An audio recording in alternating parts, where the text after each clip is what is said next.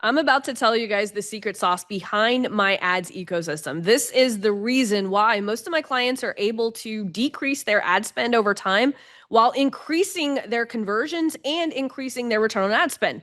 Now, this will also scale. So the more that you want to make, this strategy will actually scale along with your direct response funnel. Now, let's first talk about that because when people start working with me, a lot of them have had the misconception that I don't run ads to a direct response funnel. They say, Laurel, I'm running ads, but not in the way that you do. And honestly, most people who are watching this video right now, I am running ads very similar to the way that you are. As a matter of fact, you're probably better at running direct response funnel ads than I am. But because of my ecosystem, I'm able to make ads convert no matter what. And I'm going to show you guys the secret sauce to that. But first, we have to bust this misconception because people think that I don't run cold traffic to a funnel. That's not true.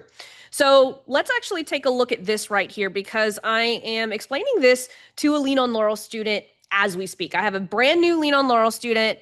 She's got a challenge where she's charging people $30 to take part in, and her cost per challenger is costing her more than $200. Okay. Now, the first thing that I do when people come into Lean on Laurel is I get them to install the ads ecosystem. Okay. So there's two parts to what we do. Here's the funnel, right? This is where you're sending people to either a landing page, a low ticket funnel, whatever, right? It doesn't matter, honestly. Like my ecosystem is the shape of an L. Remember that. Laurel, right? Shape of an L, my ecosystem. And anytime that you're running cold traffic, there's going to be three different spots that are just going to have these three massive black holes, right? If you're spending $5,000, $10,000 a month sending traffic here, there is a huge leak of people, right?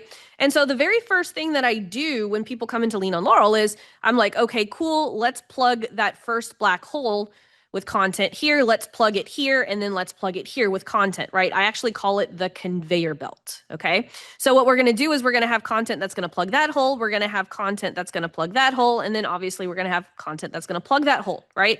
Because what we're trying to do is we're trying to get people from not ready to buy to ready to buy, right? And so what we're doing is first building a conveyor belt to plug those black holes. You guys with me so far? So we're plugging the black holes.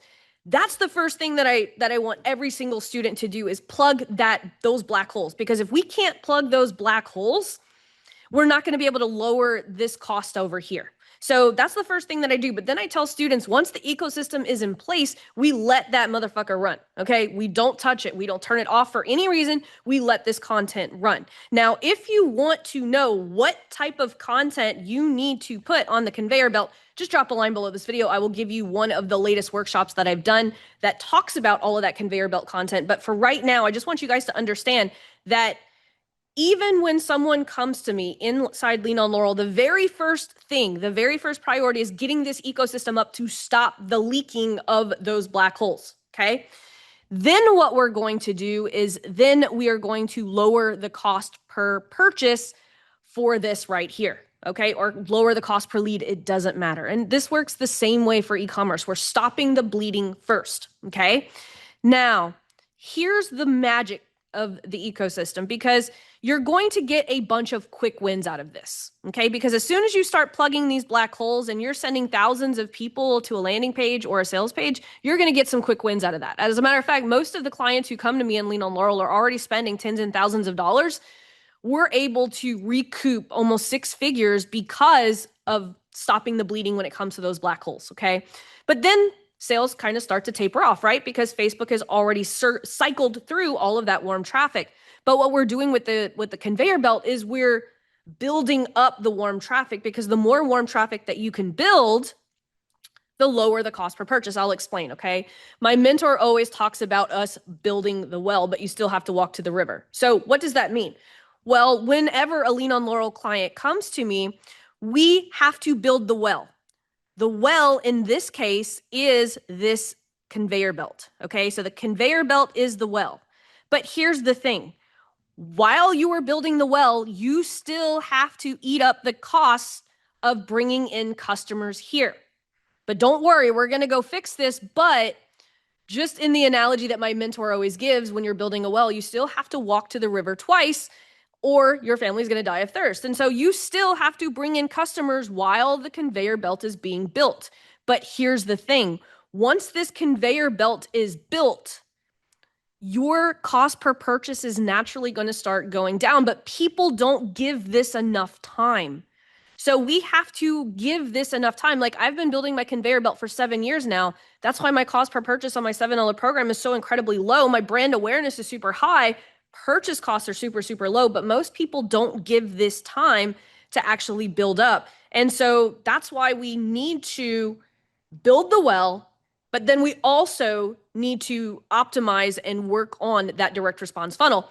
Over time, your cost per purchase is going to keep getting lower and lower and lower. Even if you slow down the pipeline of cold traffic, once you have 100,000 people in that warm audience that's going here, you're going to not have to rely on cold traffic so much, but you still have to walk to the river twice, and that is utilize cold traffic while you're building the well. So hopefully that makes sense, and hopefully that just busted one of the biggest myths of my ads ecosystem, because this right here is the secret sauce. And so when most people come into Lean on Laurel, they're expecting all of these quick wins, and they just want to keep throwing money at their cold traffic, trying to get their ad costs lower and lower. But here's the thing, guys. Ad costs are only going up. And so what we need to make sure of is that we have a great back end on this funnel so that we could actually eat the cost for about 6 months, okay? Because it takes about 6 months for this conveyor belt to really get going. And so I just kind of wanted to walk you guys through that. Hopefully that makes sense, because that is one of the misconceptions when people come into Lean on Laurel, is that they think that the ecosystem is automatically just going to fix this, where you have to stop the bleeding first, and then we're going to go back. Then we're going to optimize. Then we're going to optimize that ad cost as low as we can. But before we optimize those ad costs as low as we can, we have to stop the bleeding. Then we'll see if we can lower those ad costs by adding new creative, testing new audiences, and all that fun stuff. But then if the ecosystem runs for a long period of time, your ad costs are naturally going to go down, because that warm traffic is just going to get bigger and bigger and bigger. Like right now, I don't even run cold ads to my $7 offer anymore. My warm audience is so huge, I just run warm traffic. And so that's why my cost per acquisition is so low. So anyway, hopefully this was helpful, and I'll see you guys in the next video.